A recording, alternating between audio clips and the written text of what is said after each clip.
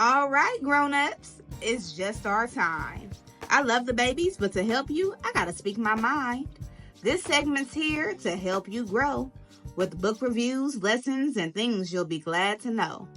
If your little one's restless or looking to play, send them to my other playlist. The read-alouds there will brighten their day.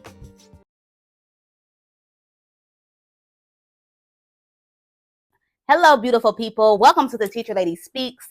I'm Erica M. Burrell, the Teacher Lady, your fairy godparent when it comes to sharing joyful stories and growing young minds. My only goal with this playlist is to use my experience teaching tiny humans to help enhance your experience raising them. This is done by way of resources, insight, and an honest reflection from a well-seasoned educator, hey, that's me, who understands just how hard love work can be. Somebody said, what is love work? Love work is the work that we're told as a society you're just supposed to do. Those are your teachers, those are your parents, those are your caregivers, those are your social workers.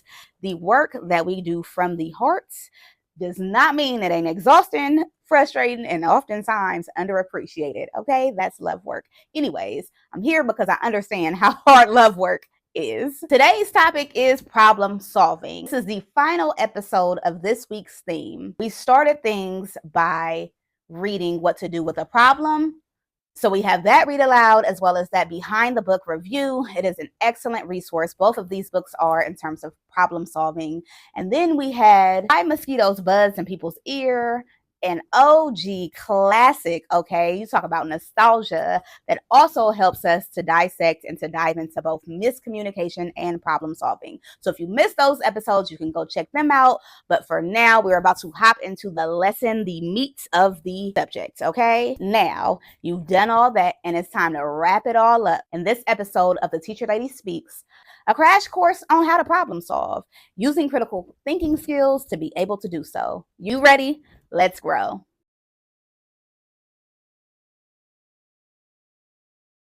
Let's start at the beginning.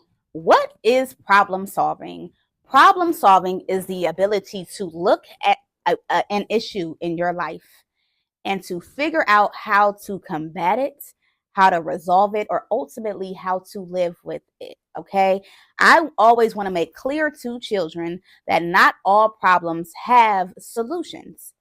That is the fact of life. We cannot resolve everything. If you were born blind and there is no solution to resolve that blindness, your only option at this point is to figure out how to navigate life and live the most fruitful life possible following that diagnosis, following that thing being given to you in life. So not everything that we consider to be a problem, for one, is a problem, but for two, has a solution. However, if there is a solution, critical thinking is an excellent way to be able to find it. So in layman's terms, a problem is something that is constantly bothering you. It's something that makes you uncomfortable. It's something that sometimes scares you. It's the feeling you get when you're unsure what to do next. Okay.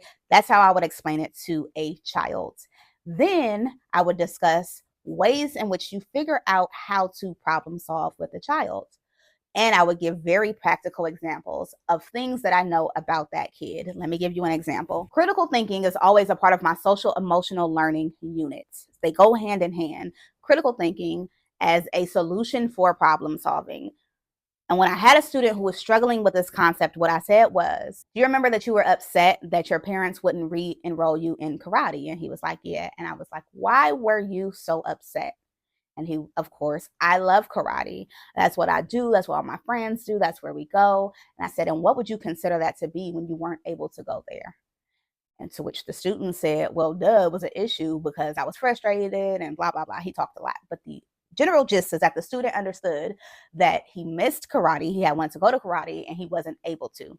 But then here's where the critical thinking element took place. What I said was, is karate completely off the table? And he was like, well, what do you mean? I said, is there an option for you to be able to go back to karate? And he said, yeah, but I gotta get my grades back up first. And I said, okay, what are some ways to get your grades back up? And he answered the typical answers of studying, of talking to me about extra work, of, talking to his parents about how important it was. And I said, that is critical thinking. It's not this huge, difficult word. It is the ability to look at the thing in front of you and to dissect and to minimize, make as small as possible how to go about solving that thing. So many times we have anxiousness and anxiety as a result of feeling like we can't get out of an issue. We humans tend to think in absolutes, okay? So just because something is like that today does not mean it's going to be like that tomorrow. And that becomes very difficult for us to conceptualize. When I was able to calm Damon down and say, hey, I understand you're upset about karate. I didn't take it from you. Okay. Your parents didn't take it from you. You took it from yourself because you understood that there was an agreement there and that it's too much for you to manage. And so now, how do we focus on solving that problem and getting you back into karate? And that's when we went through the critical thinking exercise, which is how are all the ways you can solve this thing to ease your own frustration, to ease your own anxiety? What are all the ways? So, one activity you can take is that your child brings a problem to you. Hey, I can't do this. I don't know how to do that. Instinct is to fix it. A lot of times it's to do it for them, but that is the wrong approach because it's an opportunity for them to use their critical thinking skills. Lead them and guide them to the answer without giving it to them, because then their ability to resolve problems, solve problems, and calm themselves down in the process will only increase. So when you are talking to children about things like problem solving and critical thinking, strategizing, or what have you, you always want to put it in ways that they understand because they're able to connect with it. When I was telling Damon that we're studying critical thinking and we're using that as a resource to solve problems, he was like, you saying way too many words. When I was able to say, you have a problem because you miss karate. Now we need to figure out how to solve it. Let's go through that process together. All of a sudden it clicked. If your child is struggling to understand something, use the things that they're familiar with to be able to explain it to them. Make sense? All right, we got a lot more. Let's keep going.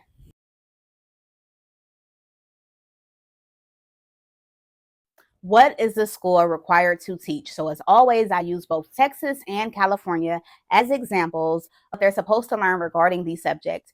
And so in regards to effective problem solving skills and critical thinking or conflict resolution, California and Texas, hey, we finally got one, both have a social emotional element of their curriculum that tries to drive home the idea around being able to resolve issues. Now, for California, we take a more holistic approach, but for Texas, it still is recommended for educators to teach problem solving skills, social emotional learning, as well as general conflict resolution. Now, again, I will always end with the caveat of you are not in your child's classroom. And just because a teacher is told to teach it does not mean it necessarily gets taught, or it doesn't mean that it gets taught in a way that makes sense to that child. One of the things that I've recognized in working with in special education is the importance of individualized education plans. IEPs should not be specific for children who have differences, because all of our brains, even without any particular diagnosis, they work differently. And so if that educator is unwilling to teach the lesson, like the example that I use of Damon, where everybody else in the class got it, but you're still not getting it, I have to tailor it for you. If they're unable to do that, although the message is available, the curriculum is available, your child may or may not get it. Understand? So it's important that you incorporate the skills that you want them to know, and problem solving is a life skill.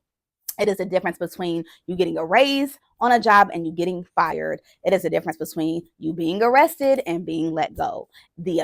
Sometimes the ability to problem solve has changed the course of my life, the trajectory of my life constantly. You have to be able to calm down enough to look at the issue in front of you and break down in as small as steps as possible, how am I going to resolve it? Would not be relying on our public school structure in order to do that. You are a much better resource and will be even more so when we finish with this Teacher Lady Speaks episode.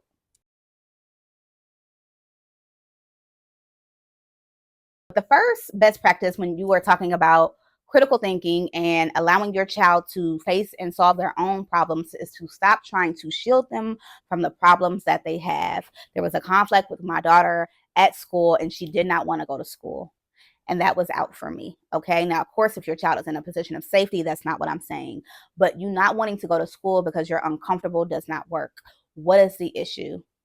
What are some ways that we can resolve the issue?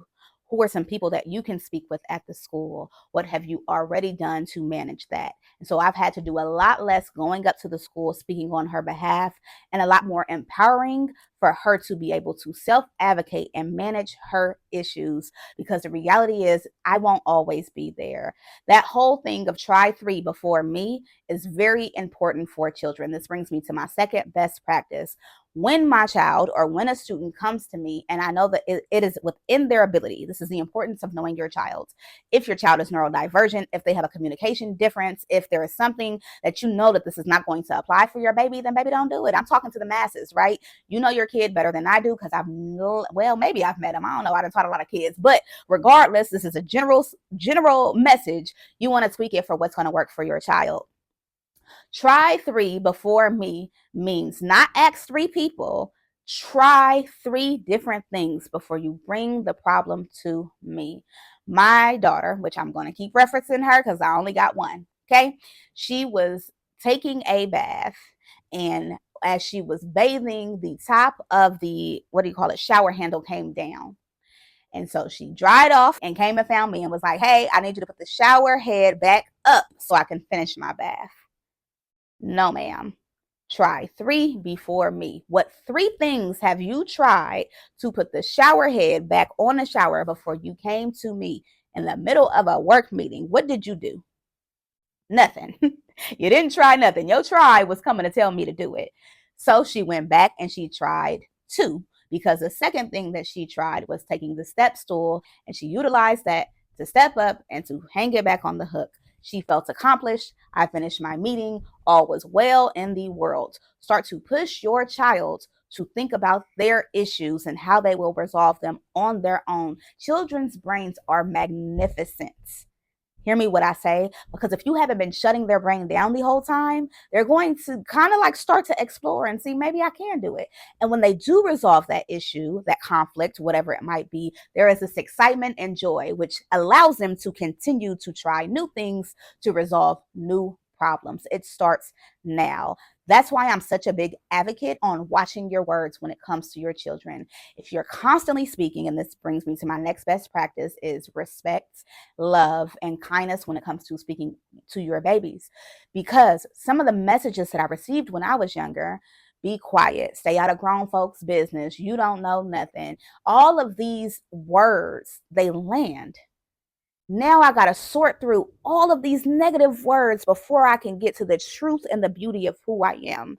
I have to do self-esteem repair and rebuilding. I have to figure out my own doubts, and are they doubts because somebody else put them there, or do I really not know the information? There is so much extra work a person has to undo to relearn once they are put in a situation to where they are constantly talked down on, they're constantly belittled. You have to empower your child. The more that your child feels empowered, the more they will be willing to try things to resolve those problems. Stop talking to your baby like they're bad, they're constantly messing up, blah, blah, blah, blah, blah, blah, blah. They are learning. There's a level of compassion that you have to have if you want them to be good problem solvers. And along those lines, if you keep solving their problems when they're 25, guess what's going to happen? They're not going to know how, because they have not been equipped with enough experience to manage things on their own. Now, there is a balance. Hear me when I say there are times to where we just need somebody to show up for us.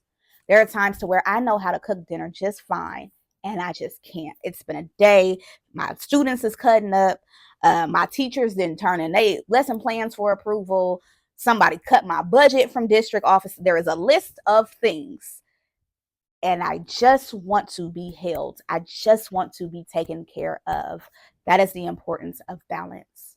You thread that needle with love. You make sure when the opportunity presents itself, like putting a shower head back on the shower, you give them the opportunity to do it. But you also make sure that when it's been a super hard day, because they woke up at 5 a.m., then they left their lunch pail, and you got a message from the teacher that they were blurting out in class, and you can see the despair on their face. You can see it.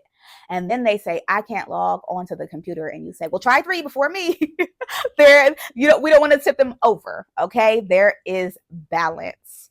Know your child well enough to understand that balance. Read their body language, read their voice, read where they are in terms of the energy of the room, and from there decide the best approach to move forward. But wherever possible, give them the opportunity to view and see and resolve their issues, because the joy and the excitement that comes from that, whether it's a math problem, whether it's a life problem or a life skill, it is so beautiful to watch that unfold.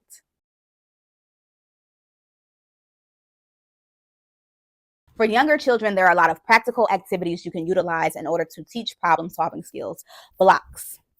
You want to build a tower, or Jenga. Playing Jenga even is a type of problem solving, critical thinking skill. Storytelling is a big one. That's why both of these books that we featured this week work really well, because storytelling gives the child the ability to connect with that story. That is a really practical and useful resource for children. Guided questions without giving away the answer.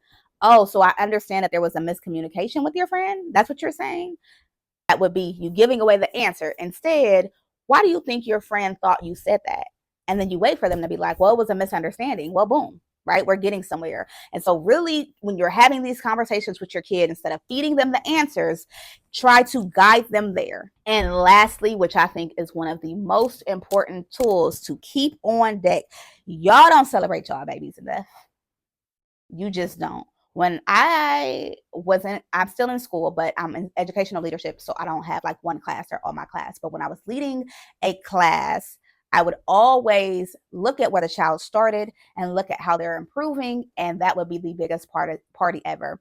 If for 2 weeks you ain't had no pencil, and now it's time for morning work and you got a pencil, baby, turn you up. Look at you with your pencil. I see you. Why? Because we have to shine light where we want it to grow. Children are seeds. If you want them to grow, you need to water them, you need to throw sunshine on them, and a whole lot of love. So you want to emphasize the things that they're doing well, the problems that they've been having that all of a sudden they're starting to resolve, they're getting better at, no matter how small you might think they are. It was a big deal for him to remember his backpack, to remember a pencil, to remember a pencil sharpener, to remember to take it out when it was time to work. There was a lot that went into those processes. So yeah, we're having a party because for you, you did your big one. For my other student, Hennessy, who's always prepared, always has her pencils, always has her papers, for her, that celebration is going to look a little bit different. That celebration is her going out her way to say, Mrs. Burrell, I'm done with my work. Can I go help somebody else? That's where her party comes in. Why? Because for her, one of them was pretty automatic. She got to a point to where she wasn't having an issue with materials. She's fairly organized, right? And so that's great, but the big party for her is on a different level because it's a different situation. A big deal is a big deal for children for different reasons. So you need to see the child that is super on it and organized in the areas in which they're shining, and you need to see the child that you think is a hot mess that can't remember anything, because both are going to allow them to feel good about themselves. And when we feel good about ourselves, we do everything a bit better, a bit shinier, and with a bit more joy, including problem solving and critical thinking. Another resource, specifically if you're an educator with students in your classroom, is consider studying a restorative justice approach to conflict and to conflict resolution. A restorative justice approach means you're putting emphasis on getting the child to understand the perspective of the other person. So it's less about you're right and you're wrong. You hit her, so you're wrong. You were hit, so you're right. And it is more about getting them to understand each other. Here's the example that was given. There's not my story. This is a story that was told to me, but it's very helpful. There is a student that is very pretty much to himself, don't cause a lot of problems, kind of goes through the day, doing the day. And one day he hauls off and he clocks another student, okay, out of nowhere. It shocks everybody. It would be like the quiet young kid all of a sudden losing it, right, and hitting somebody else. They sat down with both students. The student that did the hitting, right, said, I'm tired of you calling me that name. It was a little nickname. It wasn't a nickname that most people would consider mean or rude. It was just a name that wasn't his name. And baby, clearly he didn't like that. He had been calling him that all school year. The other student was completely thrown off by the hit. And what the other student said was, I give nicknames to all my friends. I was only calling you that because I thought we were friends. It's a way to like express my friendship. And what came out of that conversation is, when you are befriending someone, you need to learn how they want to be loved. You need to understand what feels good for them in regards to friendship. If you want to give a nickname to a person, you had better ensure that it is okay with that person. Hear me what I say? Because from this student's perspective, who ended up banking you, he didn't understand that you were just being silly and that this was an endurance of friendship. He didn't understand that this is, hey, we're just buddies and this is just me being your buddy. He didn't get that. What he got was, every day, I'm tired of you calling me something that isn't my name. I don't understand it. And it's really pissing me off. And ultimately, he ended up hitting as a result of a buildup. Whereas this student is completely oblivious and was so caught off guard from being hit because he did not know that that student had such an issue with that nickname. That is restorative justice. It is getting both children to understand the other side of that person's perspective, because we all have different cultural nuances. We all have different ideologies and beliefs. We all have different ways to approach the same exact thing. I'll give children the same exact assignment and baby, I'm getting 30 different things back. Why? Because the way that our brain processes information, the way that we understand information is specific to our reality. Restorative justice approach allows children to start to see the perspective of another child. Okay. In terms of resources available, you have CASEL, which is Collaborative for Academic, Social, and Emotional Learning. They're an organization that provide evidence-based resources for social emotional learning. So they try to give plans that coincide with preschool all the way through high school. Then you have A Peace of Mind, which is a program that has a weekly curriculum for pre-K all the way to 8th grade. They integrate mindfulness, social emotional learning, and conflict resolution. It helps support kindness, skillful conflict resolution, and the goal is to build a more peaceful world. Intervention, which offers a collection of free social emotional learning activities, including those focused on problem solving and conflict resolution. These activities are designed to help students practice respectful resolutions and develop essential communication skills. You also got Sesame Street workshops, Playworks, which is an organization that promotes safe and inclusive play in school, and Kid Power, which provides workshops and resources focused on child safety and self-defense and bullying prevention. One of the things you will see when you start talking to your child about how to self-advocate, how to problem solve, how to go about conflict resolution, is they will understand that they are unique and not all children and people process information in the same way. And so when you're focused on problem solving, they need to shine a light on themselves. What can I do that is not contingent, keyword, on how the other person reacts? There is a lot to learn, and that's why I call this a crash course, because what I try to do is I try to give you enough to go get started. Go get started. Go get started. Go get started. Okay.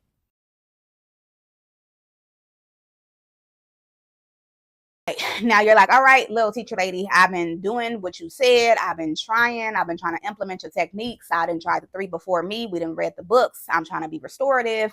It ain't working. They still have a horrible attitude. They're constantly shutting down. They don't want to problem solve. They don't want to do anything that I say. At that point, it is time for you to get help. One of the things you have to understand, being a parent or an educator or somebody else that is over the life of a little person or a child, is that you will not have all the answers. There is something humbling and aha moment when I tell parents that you are not going to know everything. That part of the beauty of connecting with other people is to give the keys over when they need to be given over. If your child is not responding to your efforts, you need intervention. Okay, those are signs that you need intervention. Now, that intervention might come by way of a counselor, go talk to your school counselor if that is an option for you. Hey, we're having a real issue taking accountability, solving problems, and resolving conflict. What skills and resources do you have available? If you think that there is a medical or underlying issue, go talk to your doctor. Hey, we're having extreme meltdowns and panics every single time something that's uncomfortable comes up. What resources do you have available? Go to your local church. I always use the church and the library as an example because regardless of whether or not you're religious or you love reading, they have free information that tends to help with issues like the one you might be experiencing. Because at this stage, if your child is not responding, they're shutting down, they're melting down, you're having all of these problems, and you've legitimately tried and you've watched how you're speaking to them. Okay. A lot of this is self-reflection and honesty. Then at that point, you need outer help.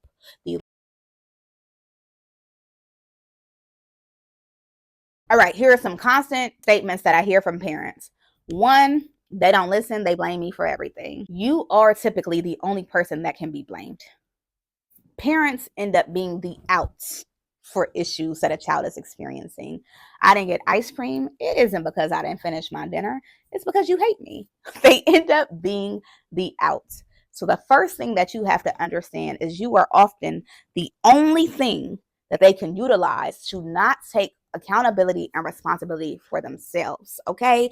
You're the safeguard here. That's why they're responding that way. The best thing that you can do is reroute. That is the best thing that you can do. If you honestly feel that I didn't give you ice cream because I hate you, I'm so sorry to hear that. That couldn't be further from the truth. Let me know when you're ready to talk. A lot of you over explain things that your child already knows, that you're trying to get a response. Be mindful of how much of a response you give them. Back and forth, arguing, bickering gets you nowhere. Okay? They blame you for something you weren't responsible for. You address it, you move on. Because you still ain't getting ice cream. So pop off on who you mad at. Okay? In other words, you're still not getting ice cream. So if you're upset, be upset with me. I ain't got nothing else to say about it.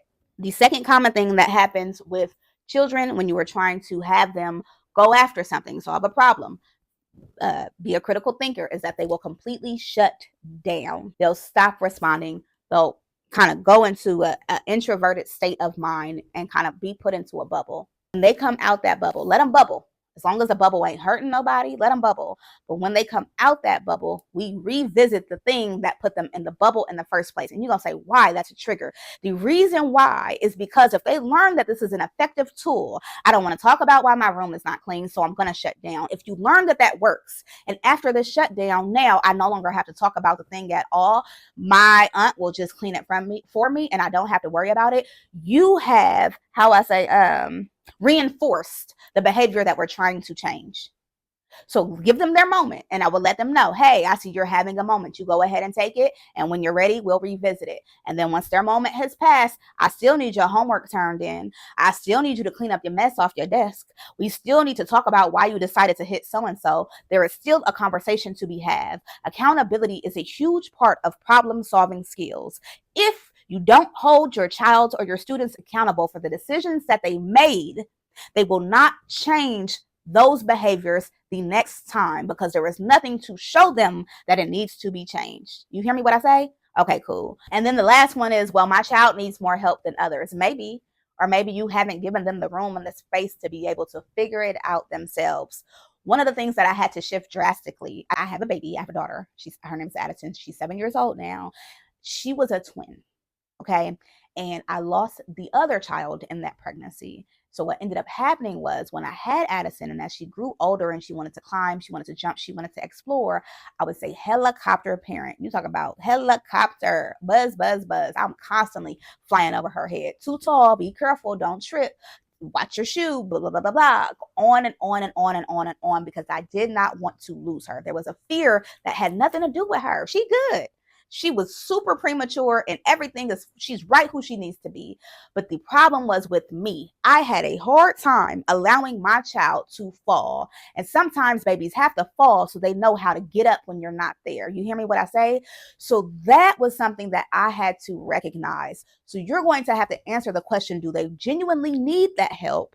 Or is it something that makes you feel comfortable? Because as caregivers who do love work, we hate seeing children in pain. Here's what I figured out though. That pain is necessary to avoid bigger and worse pain later on in life.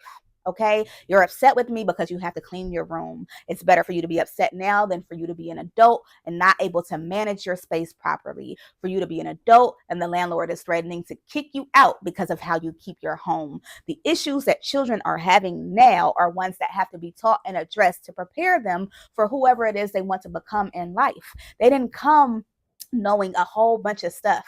They get here and then they learn it by way of environment, by way of culture, by way of conversations. And so it is on you to challenge yourself. Of course, you got a baby that's wheelchair bound, that needs physical support. You got a baby who is nonverbal, and you have to find alternate ways to communicate with them. I will never tell you to neglect your child. Of course not. What I am saying is, even in the midst of them being nonverbal or having alternate ways of communication, even in the midst of them being in a wheelchair and needing special assistance in order to be mobile, how do you ensure, without pushing them over, that they are doing the best that they can and being as independent as possible, even given the circumstance of their particular situation?